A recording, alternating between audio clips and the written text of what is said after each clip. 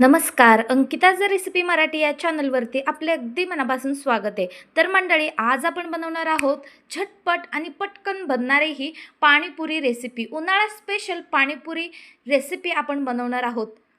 इतकी चटपटीत आणि थंडगार पाणीपुरी तुम्ही कधी खाल्ली नसेल. अशी पाणीपुरी घरच्या घरी बाजारात मिळते तशी पाणीपुरी कशी बनवायची ते पाहणार आहोत. चला तर रेसिपीला सुरुवात करूया. त्याआधी लाईक, शेअर, सबस्क्राईब करायला विसरू नका. चला तर मंडळी, सुरुवात करूया.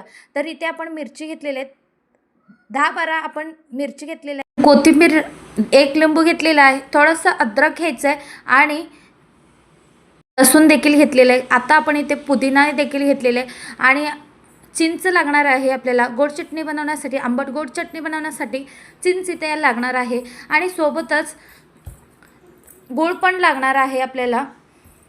हे सगळे आपण इथे घेतलेले आहोत. बनवण्यासाठी इत्यादी आपल्याला लागणार आहे.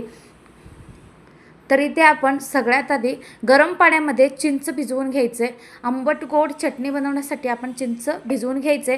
त्यानंतर इथे मिरचीच्या देठा काढून आपण मिक्सरच्या जारमध्ये घालून घ्यायचे. अद्रक, लसूण आणि कोथिंबीर आणि पुदिना हे सगळं आपण मिक्सर जारमध्ये वाटून घ्यायचं आहे.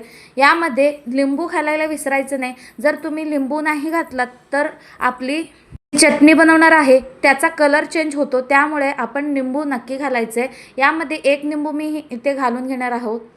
त्याचा कलर देखील मस्त येतो आणि चवीला छान सुद्धा लागते. तर एक निंबू बिया काढून आपण इथे पिळून घ्यायचं या पद्धतीने. आणि साईडला इथे तुम्ही पाहू शकता गूळ देखील घेतलेला आहे. गूळ देखील मी इथे 200 ग्राम इतका गूळ घेतलेला आहे. टोटली मी इथे 15-16 जणांचा पाणीपुरी, बर्थडे किंवा उन्हाळा स्पेशल असा पाणीपुरीची पाणी तुम्ही बनवून ठेवू शकता आणि आठवडाभर किंवा महिनाभर खाऊ शकता.